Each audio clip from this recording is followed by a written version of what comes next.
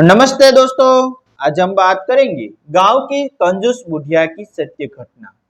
गांव के आखिरी कोने में दो वृद्धाएं रहती थी। दोनों के घर की दीवार एक थी। घर के सामने छोटे से टीले पर साधु संतों का एक आश्रम था। दोनों बुढ़िया आश्रम में काम करने जाती। संतों की कृपा से उन्हें कभी अन्न वस्त्र का अभाव न हुआ। एक साथ रहती, एक साथ काम करती। फिर भी दोनों के स्वभाव में जमीन आसमान का अंतर था। एक उदार थी, देने योग्य तो उसके पास नहीं के बराबर ही था, परंतु अपने जैसे गरीबों को समय समय पर कुछ अन्न कुछ जरूर दिया करती थी। दूसरी कंजूस थी, देने योग्य उसके पास बहुत कुछ एकत्रित किया हुआ था, परंतु कभी किसी को कुछ नहीं देती थी। एक संध्या को गगन में बादल गरजने लगे, बिजली चमकने लगी और मूसलाधार जल सृष्टि आरंभ हुई। दोनों बुढ़िया अपने अपने घरों में घुस चुकी थी। अचानक कंजूस बुढ़िया के दरवाजे पर दस्तक सुनाई दी। बुढ़िया भोजन करने बैठी ही थी। शायद कोई तूफान में फंसा हुआ मुसाफिर होगा जो भोजन में इच्छा चाहेगा। ऐसा सोचकर बुढ़िया ने जल्दी जल्दी जितना खा सकती थी खा लिया। जो बचा उसको ढक दिया और तब निवृत्त होकर दरवाजा खोला। खोलते खोलते बोली, रात दिन न जाने कहाँ से ऐसी आफत चली आती है, पल भर भी आराम नहीं करने देती। परंतु जो ही उसने दरवाजा खोला, एक सौम्य शांति साधु की मूर्ति उसे दिखाई पड़ी। बुढ़िया स्तब्ध हो गई।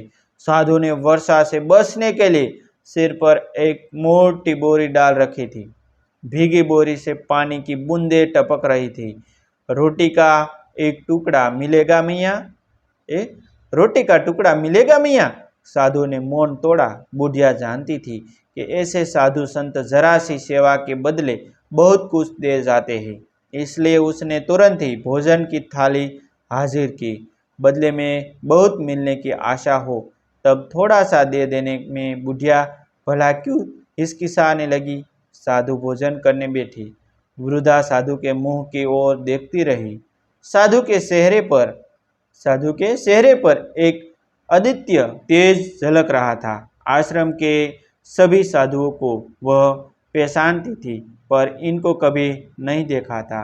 इनके चेहरे पर ऐसी सुखमोल नम्रता और पवित्रता थी कि प्रथम दृष्टि में ही इनके अंतस्थल का पार देखा जा सकता था। पर वृद्धा को यह देखने का अवकाश कहाँ। साधु कौन है, उससे अधिक साधु क्या लाया है, यह जानने के लिए वह आतुर थी। कितना भयंकर तूफान है, साधु बोले। धनवानों की तो चिंता नहीं, पर बेचारे निरह निर्धनों का क्या होगा? अनाथों का कौन है? यदि संसार में साधु संतों की कृपा दृष्टि न होती तो मुझ जैसे गरीब की क्या दशा होती भगवान? वृद्धा ने कहा। इसलिए तो मैया मैं तुम्हारे दरवाजे पर आया हूँ। जो भूखे को अन्न और वस्त्रहीन को वस्त्र देता है वह धन्य है। स्वर्ग की सभी सीढ़ियों उसके पास है। साधु ने कहा। उनके मुंह पर दीप्ति दिखी। क्या कहते हैं इसके भाग्य को? साधु उदारता से कुछ दे जाएगा इस आशा में हर्षित हो बुढ़िया बोली, माँ तेरे भाग्य की बलहारी है। तुझसे भी अधिक गरीब और दुखी लोगों के लिए मदद मांगने में यहाँ आया हूँ।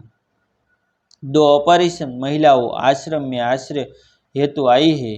बिजली गिरने से दोनों के घर गिरफ्तार ढेर हो गए हैं। घर का सामान सब कुछ स्वाह हो गया है।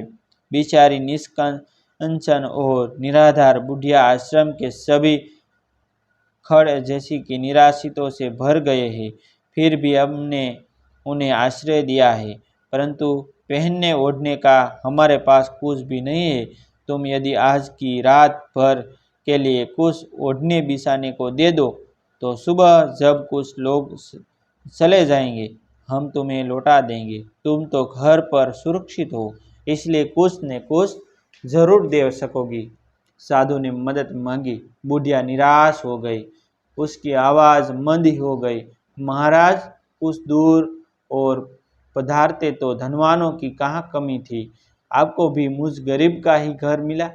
मेरे हालत ही दान लेने जैसी है, इसका भी तो ख्याल किया होता। एक कंबल भी न दे सकोगी बाई? एक कंबल भी न दे सकोगी माई? वे बिचारी ठठ से कांप रही थी। बुढ़िया शोकी अभी थोड़ी ही दिनों पहले उसे एक सुंदर गर्म कंबल मिला था। वह कमरे में गई और सोचने लगी, नया कंबल तो कैसे दे दिया जाए। उसने पुराना कंबल उठाया और उसे तह करके रख लिया।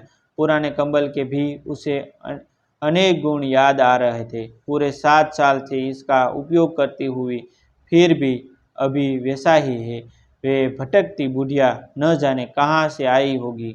नींद में लात मारकर मेरे कंबल को न जाने कैसा कर डालोगी।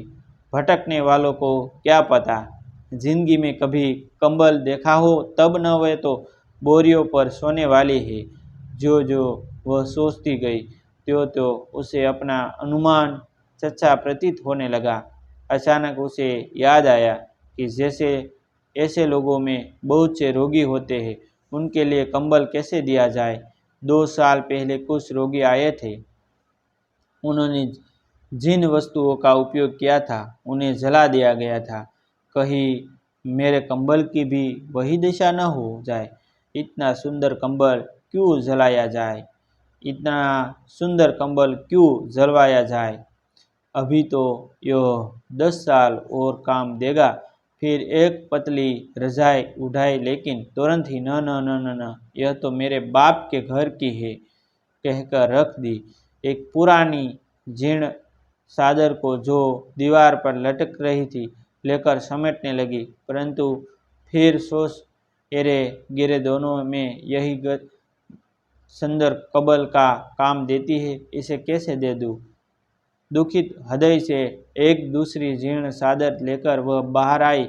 आज यह ऐसी दिखती है, पर जब खरीदी उस समय बहुत ही सुंदर थी।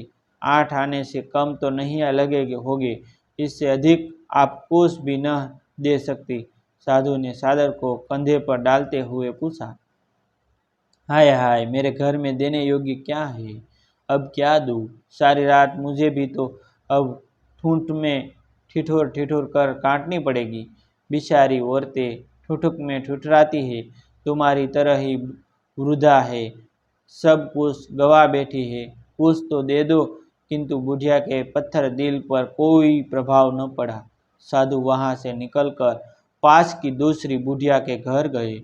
यहाँ भी उन्होंने वही बात कही।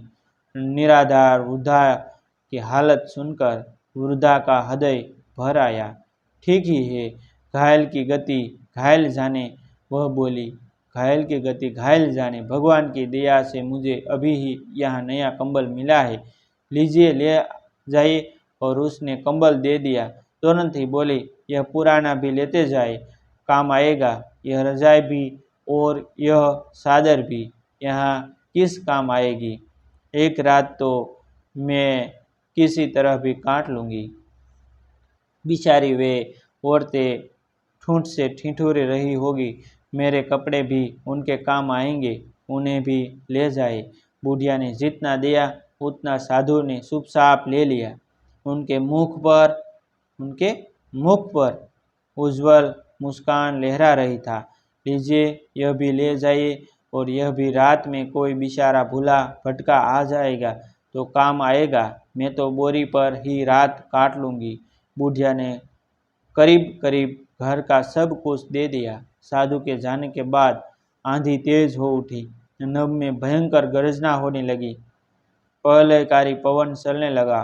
वृक्ष धड़ाधड़ गिरने लगे। अचानक एक भयंकर बिजली चमकी और उन दोनों वृद्धाओं के मकानों पर गिरकर जमीन में उतर गई। वृद्धाएं बच गई, परंतु दोनों के घर और घर का सब कुछ स्वाह हो गया। दुख से बिलखती दोनों वृद्धाएं तूफान में ठोकरें खाने लगी। इधर चाहिए वहाँ मेरे आश्रम में, उधर चलिए वहाँ मेरे आश्रम में। उन्हीं साधु की समुद्र वाणी सुनी पड़ी। दोनों का हाथ पकड़कर साधु उनको आश्रम में ले जाए आए। दीवार के पास छप्पर के नीचे उधर वृद्धा की दी हुई सभी वस्तुएं स्वीकृत रखी हुई थी। यहाँ तेरा है और तुझे वापस मिलता है। भाई साधु ने कहा, तूने जो दान दिया वह खुद को ही दिया है, परंतु उन दोनों वृद्धाओं का क्या हुआ? उदार वृद्धों ने चिंतित हो पूछा, वे दोनों तुम ही हो। तुमने उधार बनाकर निरक्षरों के लिए जो कुछ बसाया वही भगवान ने तुम्हारे लिए बसाया है। साधु बोले। फिर दूसरी बुढ़िया की ओर देखकर उन्होंने जीर्ण चादर देते हुए कहा, तेरा सब कुछ नष्ट हो गया, सिर्फ इतना ही बचा है, क्योंकि इतना ही तुमने बसाया था। आज ऐसी दिखती है, जब ली थी तब बहुत सुंदर थी। 8 आने से कम नहीं लगा होगा। 8 आने से कम नहीं होगा। कंजूस बुढ़िया कुछ न बोली, सिर्फ मुंह निचकिए रही। साधु सिर्फ धीरे से हंसे। बिजली की एक चमक ने रात्रि के अंधकार में साधु की सारी काया को तेजोमय कर दिया। पूरा समाज का सारस एक ही है कि जो तुमने दान दिया सिर्फ वो ही काम कमाया है, बस बाकी संपत्ति वस्तुएं तो आने जाने वाली उपभोग के लिए है ही है। और ऐसे नए नए जीवन उपयोगी वीडियो देखने के लिए हमारा चैनल आप सब्सक्राइब कर लीजिए। जो आपको जीवन में कुछ नया करने के लिए हमारा चैनल आपको अवश्य प्रेरित करता रहेगा। तब तक बनी रहिए हमारे चैनल के साथ। थैंक यू दोस्तों, मिलते हैं एक न्यू स्टोरी के साथ, एक न्यू वीडियो के साथ। तब तक बने रहिए।